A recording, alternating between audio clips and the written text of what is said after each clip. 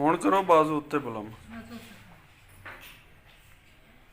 ਥੱਲੇ ਕਰ ਲਓ। ਹੁਣ ਇਹਨੂੰ ਜਰਨਾਟ ਹੈ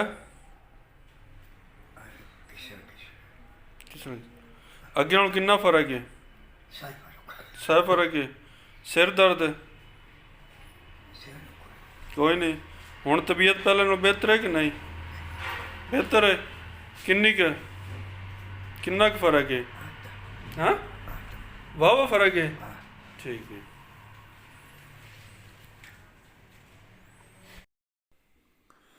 بسم اللہ الرحمن الرحیم۔ السلام علیکم ورحمۃ اللہ وبرکاتہ۔ میں ہوں doctor Muhammad Akhtar, classical homeopathic care centre کی جانب سے میں آپ کے ساتھ مخاطب ہوں۔ آج پھر میں آپ کے ساتھ ایک پیرالائز کا کیس شیئر کرتا ہوں۔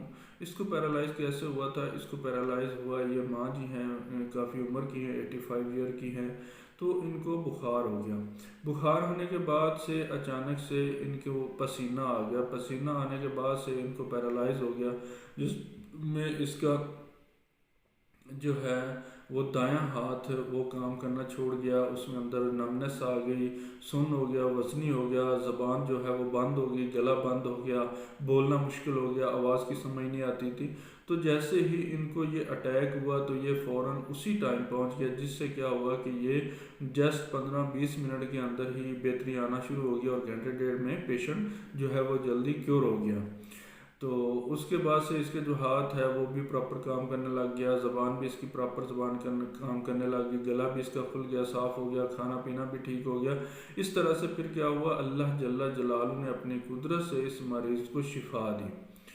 تو یہ تھا ایکیوٹ کیس۔ وہ پہلے جو ایک میں نے آپ کے ساتھ فالج کا کیس شیئر کیا تھا وہ تھا کرونک کیس، اور یہ تھا ایکیوٹ کیس، اس لیے یہ جلدی ٹھیک ہو گیا۔ دیکھیں اللہ جل جلالہ نے ہومیوپیتھک کے اندر یہ صلاحیت رکھی ہے کہ یہ مریض کو مکمل طور پر کیور کر دیتی ہے۔ اس لیے آپ تمام حضرات سے گزارش ہے کہ آپ ہومیوپیتھک علاج کروائیں، کسی اچھے سمجھدار پڑھے لکھے ڈاکٹر سے علاج کروائیں، اس سے آپ کو شفا ملے گی، اور مستقل طور پر شفا ملے گی، دائمی طور پر شفا ملے گی، اور ہمیشہ ہمیشہ کے لیے شفا ملے گی۔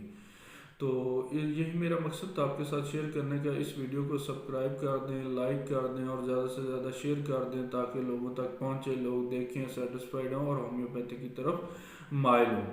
اس کے ساتھ ہی مجھے اجازت دیں۔ اللہ حافظ۔ السلام علیکم ورحمۃ اللہ وبرکاتہ۔